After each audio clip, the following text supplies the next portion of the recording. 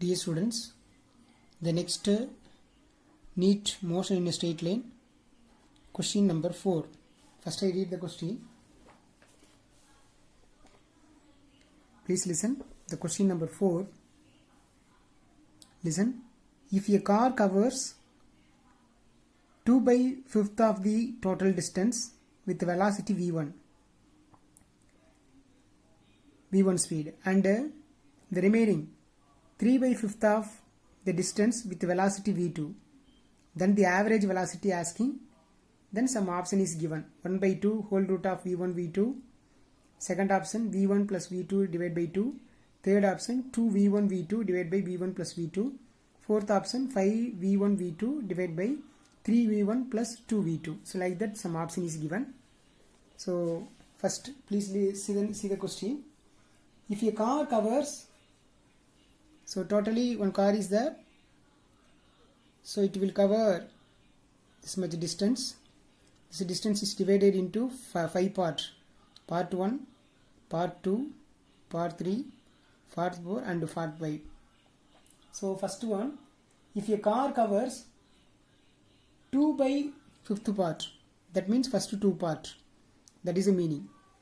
This first 2 part, this is 2/5 part, totally 5 part, here 2 part is completed. 2/5 part distance, this much distance is covered in the velocity v1. The remaining is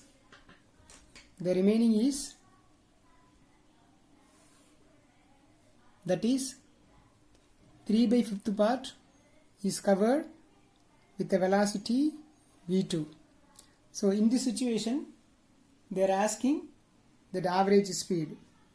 So please listen students.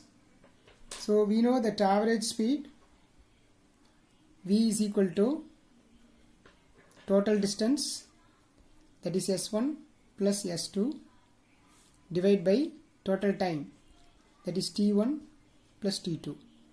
Here covering the distance is, that is s1, the remaining is s2. So please listen.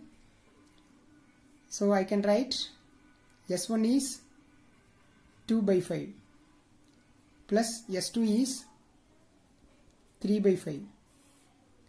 Then t1, we know the formula, velocity equal to displacement divided by time. So time is equal to displacement divided by velocity. So displacement is s instead of s1. So t1 I can write s1 divided by v1 plus t2 we can write s2 divided by v2. So I can write one more steps. V is equal to actually 2/5 plus 3/5 is equal to 1. Okay, 2/5 plus 3/5. So 2 plus 3 5. Here the common value 5. So 5/5 is equal to 1. So the numerator only 1. But in the denominator, instead of s1 I can write 2/5 then whole divided by v1 plus s2 value. What about s2 value? That is 3/5 then whole divided by v2.